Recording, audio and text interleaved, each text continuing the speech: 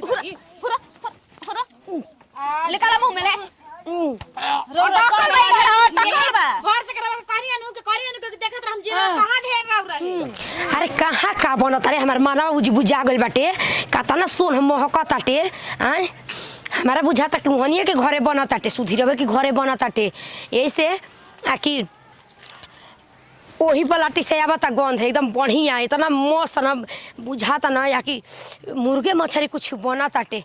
जा तनी बड़ा की तनी एथु ही अति करेले भाव मारेले कि ना दे रौरा ऐसे करनी लेकिन छोटकी से तो कैसा हूँ मांगले मगर ओकरी घरे बनत होखी तो जाए तो छोटकी बेचारी दया यही में बा हम ना कहनी हाँ हमार है जौन है जीभ के पानी बा न आ जौन है मन के थू का कहला कि घबराहट महक से जान जाई कि केकरा घरे का बनता कोनो बात नहीं बड़ी खुश बनी हनी कि घरे बनता अब तो आसान से खा ले आसान हो गनी हम कहाँ बुझे चल रही छोड़ के चल गईली भात बनी गई खाली अंडा बनावे के बाटे भात उतार के तब झट से बना दे अंडा ओकर बस सब कोई बैठ के खाइल पियल जी का करे के काहे ने कहाँ गईली घूमे इनका तो रहने बिगड़ रहताटे छन भर घर में छन से बहरी छन से घर में छन से बहरी घूमत रहतड़ी कोनो टेंशन नहीं थे घर में का भइल का ना बोलला पे तो कहन कि बोलते भाई जब हो जाइए बहेंगावा भइल बड़ी खाली भर गान का ठीका लिखले बड़ी खाली घूमत रहतड़ी अजी दीदी का हो तनी खाना बन गल दी ना हमर मर्द मार खिसियात न बाड़न जी बताइए आज एक दिन काम आदमी ना कइलनु तो देखा कितना लुसुर होताटे अरे बनावते बनी हो देखत नहीं खूब भात बैठले बनी देखो एगो तो बुची जली तो वो काने कहां भाग गईली ना आज बनाई जे जल्दी काहे कि हमरा के सुबह से खाना नहीं खइले इतना टाइम हो गइल बताई जे रउआ सबके समझे के नु चाही ओहो सुबह से खाना नहीं खइले सब्जी भात बना रहला ना सब्जी भात बना रहा तो उहे खा गेलन तन के खाली खाना खइला था वो थोड़ा सब खइले बाटे बनता अंडा चावल होइए गल अंडा बनावत अंडा ले के दे दी हा जल्दी बना के रखी कनी गेहुआ निकाल दी हम ओकरा कथु क दी फटक दी गेहुआ हां ठीक है कहतो चलो निकाल तो धोआ जी तो ठीक है रही ना आटा पिसा जाए दिक्कत न होई देखा तनी कि एगो आटा नहीं के सब कोई शाम के कहत टे आटा चावल से खाई के ना तब का सही बात बा खाली भात खाता नहीं जा आटा है से रोटी बनो दुनुआ मिलुआ जुलुआ हो जी तब न के बा आई हो चाची जी हमरो निशाना जहां लागेला जहां पड़ी लागेला आई वही बनाओ तब ना ये कोनिया हां बैठी पुची जी रे घर गल पे निका हाँ मना जुआ ना देखनी ओनिए जातर हटा हमनी के तन दुख सुख करी जाए कोनिया आए भाई बतियाई ना त बतियाई जे हमरा के जाए दी हटी हमरा के पैसे वाला बुलाइल हो के बाबा छाबड़ हट छोड़ा तू त फेकाओ ने अरे चाची जी का करी जी लागल भाव हमरा के ना मिलल ह त बबुआ के ले लेनी कनी की देखम ध्यान से ठीक बा ना त बहुत हाथ लुपकी है देखा हम बहिन नहीं की ना कनी ई हो न खेलवाड़ी है एकदम साने हमरो के बनता कि ना हो अंडा बनता बैठी अंडा हमरो के बनता कि ना हो कनिया देखत बनता बैठी खा के जा जानते बड़ के दुख सुख में शामिल रहेली फलाना बो अरे हम ही ना सास के बदले सास बनी ना सही बात बाटे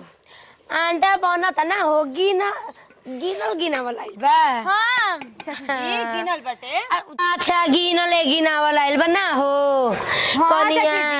हां बैठी बनाएम त खा लेम बैठले बानी आ छोड़ा जाए द बैठ के बात के बुरा ना मानम तनी बोले ना बुरा नहीं की मानता नहीं बुरा का मानता नहीं भात बना ले बनी ना हां त काम करो भूजिया ना त दे दिया दुख सुख में तो हम लोग के शामिल ना हो जानी हो मान लो सास नहीं की तो हम ही ना सास बनी अरे हां चाची जी तो बटले बा जान तर कनिया गर्दा छोड़े ने के कोनो उड़िया ताते पाते गर्दा कैसे रो कसनी गर्दा मार पसाला जान तर बूढ़ पुरानिया के खियावला से रोमा आशीर्वाद देवेला जान लू ना सही बात बता देखिए हाथ ना जरे हो कनिया बड़ी तू बहुत अरे भाई बैठी घरे गनी का वहां के और पीछा से बैठल मार पसाव लगनी त बतियाते टप दे गायब हो गईली बड़ी इहो बूढ़ी बाड़ी नु कहानी बैठी बंदी त खा के जाइम त चल गईली बना तंजी दीदी चावल मार पसाओ तनी हो गइल बनाए तनी अंडा में हर दिला पेट दी छाने खाते हे तर कहां बा हो आई दीदी जी है जे रखले रहनी हो हे जे रखले रही बिलाई लगल का जी पगलाइल बाड़ू का अंडा बिलाई लेके जाई कहां धइले बाड़ू ए जे रहल ह त हो आई चाची जी त ओहे बतियनी ही अरे बगले में नहीं खी घुटे खन हां ओहे आई रहली हां सब कुकुर अबे तो अंडा लेके चल जी हनु जी कहली खान का बम बिलारू हड़ी अबे तो हो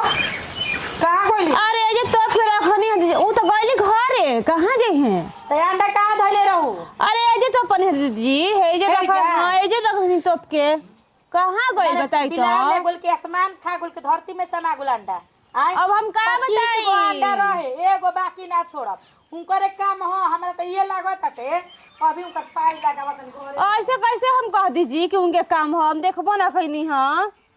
ओ बतियाते बतियाते चाची जी गायबो बकरियन के बांधे के बाटे दिमाग खराब कोई के रख देले जा एनी के पगाहवा का जनकावा हेज के हरिहरी डाल देले बाड़ी भौजियो नु ऐसा ने ठीके कइले हड़ी घरे में डाल देली त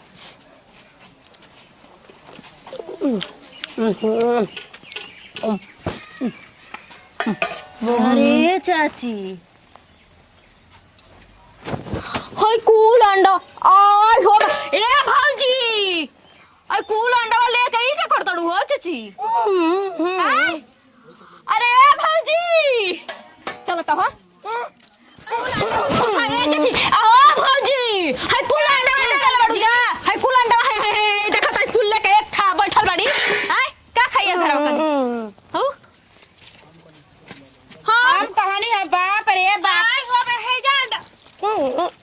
ने क्या पर माने बुद्धि ना हटे ई चोरी नाड़ी कैसे करिया विश्वास ना पहले चटोरी लड़की की चाची उहे चोरा के ले गई पूरा पूरा निकाला मुंह में ले टक्कर बा घर से करवा कहानी अनु के देखत हम जीवा कहां ढेर रह रही हां अब मर जी नहीं तरह खात खाता हम ये पलागी आओ उनका घरे ए अंडा भाई कुल दे दल बड़ खाए के हे जे देखी है मरनी रे हां ए दीदी अरे मरनी रे पानी दस रे पानी रे खा गुली अरे को बचल अटक तो कोई रहे जे मार के रहते आवे दूसरा घर में खाए अरे पानी बताई तू ही हमारा के ना लेके चल जाइए हमारे सास ने की तो सोचे तो कह के लूट के धन हड़प खा जाई हमरा